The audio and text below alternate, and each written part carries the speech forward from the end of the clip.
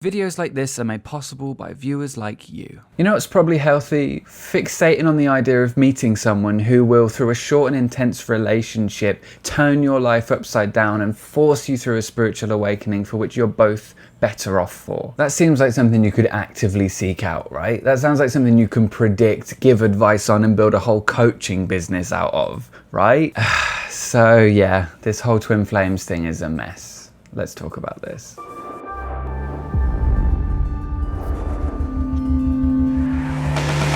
Hello everyone and welcome back. My name is Andy Fellows and I make videos on cult skepticism and making sense of life after the new age. If you're interested in that kind of thing, then why not subscribe to the channel and hit the bell. Also, quick note before we get into this, if you want to help support the channel, the absolute best way to do that is through Patreon. Patreon.com/AndyFellows. If you join at the $15 level, then you get a 10% discount on all kinds of fun channel merch, like the Cult of Ned t-shirt. So, twin flames. When love just isn't enough and you feel like, hang on, we need a bit more pizzazz. Let's do this with a bit more pizzazz. When love just isn't enough, and you need to feel like what you have is more super special than everyone else, and also more super special than what you had with your ex, try new Twin Flames Spiritual Veneer. It fits right over my pre-existing beliefs. Now that I've found my twin flame, I only need therapy to recover from my twin flame.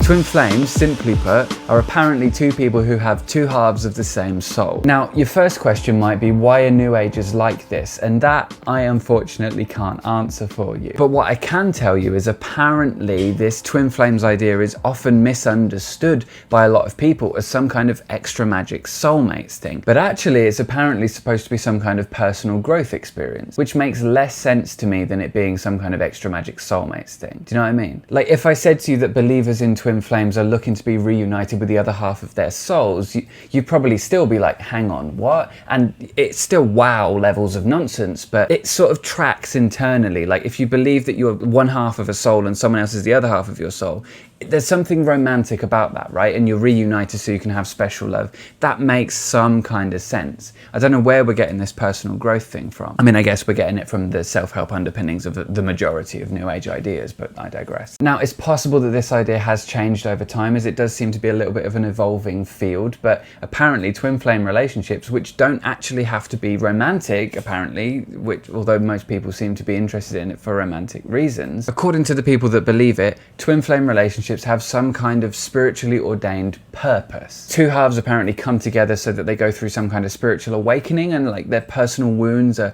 apparently going to be healed through this as well. Just sounds to me like a therapist. Like, it just sounds like a therapist. I mean, okay, so you probably don't have to pay your twin flame, but there's also this whole thing about it being a way to become enlightened, which it adds this whole dimension to the general New Age, everything happens for me vibe that makes it a little bit more concerning for me. Also, you might not have to pay your twin flame, but there are plenty of coaches out here grifting on this whole, like, I can help you reunite with your twin flame thing. Make of that what you will. Fundamentally, the science of this is the science of feelings.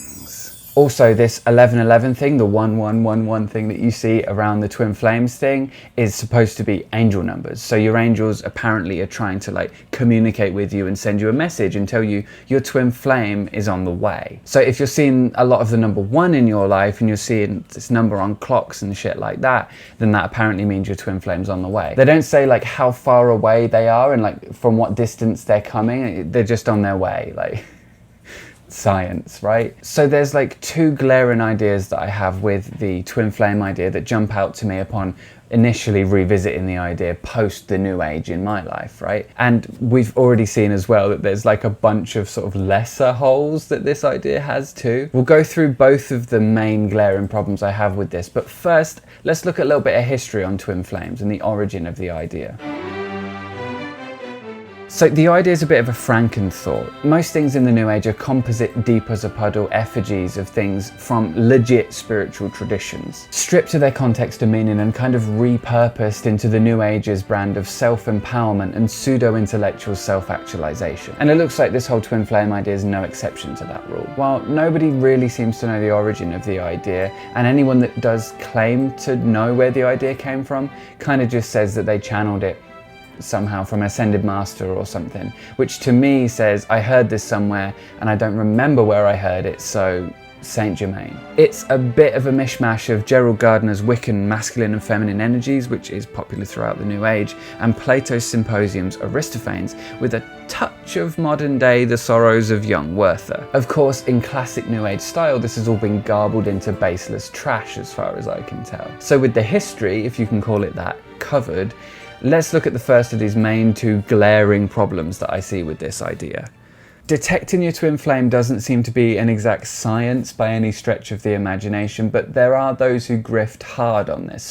There are those who claim to be able to help. On YouTube alone, there's a laundry list of paper-thin assertions, each more caked in New Age jargon than the last. According to the internet, some of the ways to recognize your twin flame include, but are not limited to: you'll feel an instant connection. They'll feel like home. One of you is more mature than the other. Yeah, this is an actual real sign, apparently. You'll meet in an unlikely way that's definitely not a coincidence. You can be truthful with each other about anything.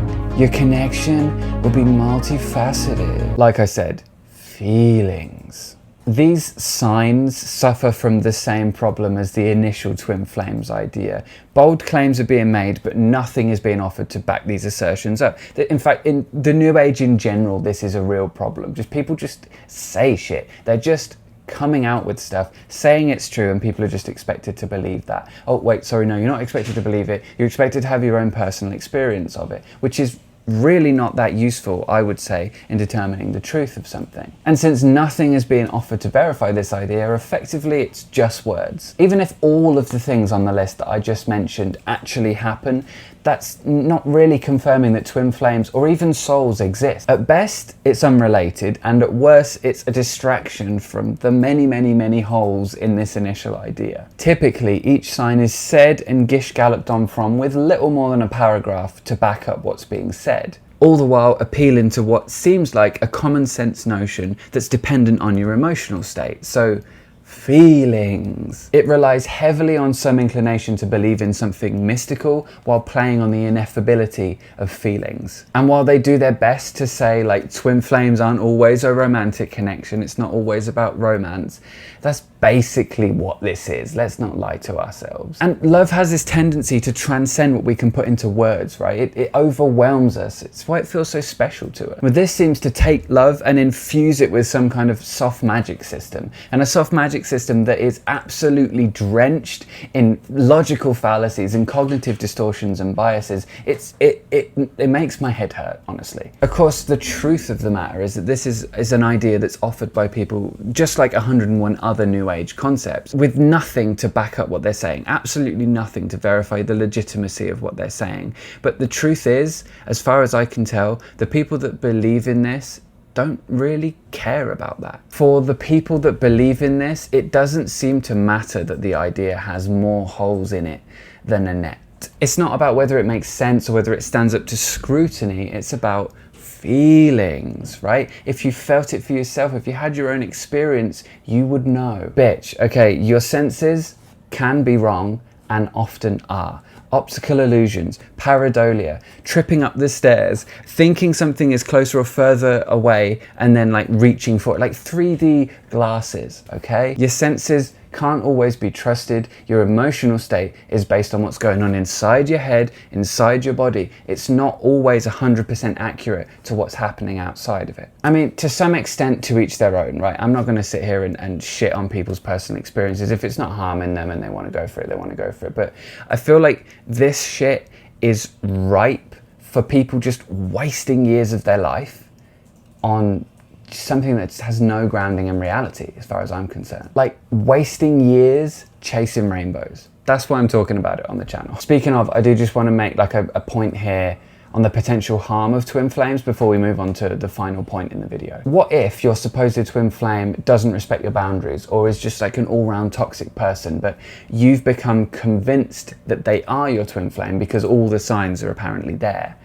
This is something that I have spoken about before on the channel. Actually, a friend of mine, Jess, had an experience very similar to this following Teal Swan's idea of twin flames. I've included a link to Jess's story in the description below so that you can check that out after this video if you're interested in how that kind of unfolded. Also, by the way, if you're enjoying this video, please hit like as we're going through it. I really appreciate that, and it massively helps the channel. Thank you. So here's my second and final point for this video, at least, on the glaring problems with the twin flame idea. If you follow the trail of wet turd crumbs that is twin flame special pleading, eventually, sooner or later, you'll arrive at how it seems to be like a pseudo-spiritual way to prop up cis heteronormativity and monogamy as a standard. The two halves that the soul apparently splits into before incarnating on Earth have apparently got masculine energy and feminine energy. Now, queerness in general, being something that is sort of more talked about and more generally accepted by straights these days,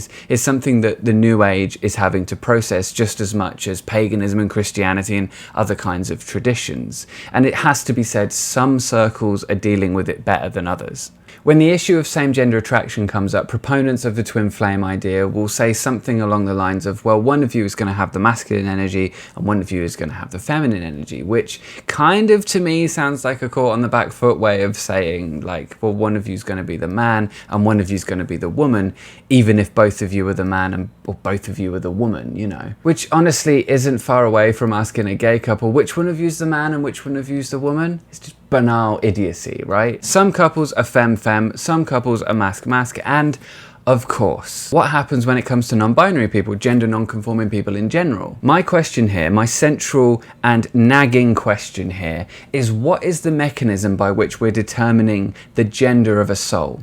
What's the science here? And since we've established here that souls seem to operate independently from sexuality and from a person's anatomy, and also seem to be applied somewhat arbitrarily, do they operate separately from gender too?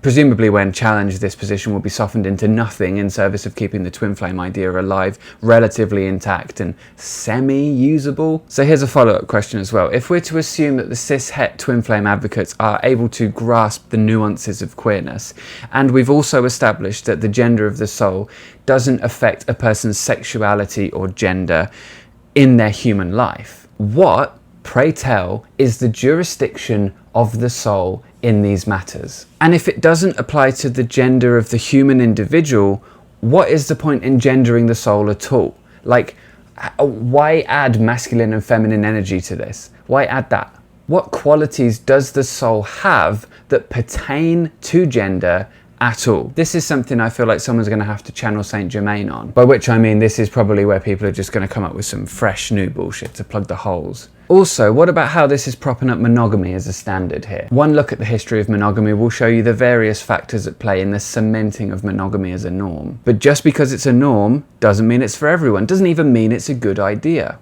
Controversial, I know. And I don't think I'm the first person to point out how spiritual traditions take after human societal norms and are later called God's truth or universal truth. That seems like that's what's happening here. And also, there's a lot of latent sort of homophobia and transphobia in the New Age. At least that was the case in my experience. And monogamy seems to be being held up as like the best thing here, at least where twin flames are insisted upon as like a romantic connection. If your twin flame is the other half of your literal soul, and everybody has a twin flame, everyone has this other half of them out there somewhere, what this effectively is doing is emphasizing the value of that connection that you would have with that one individual person, and essentially bigging it up as some kind of like special transcendent connection that's better than any other, right? As far as I'm concerned, it's essentially positioning it as an ideal, and this whole twin flame idea hinges on the importance of that connection. Therefore, the connection between two individuals as an extension of twin flame ideology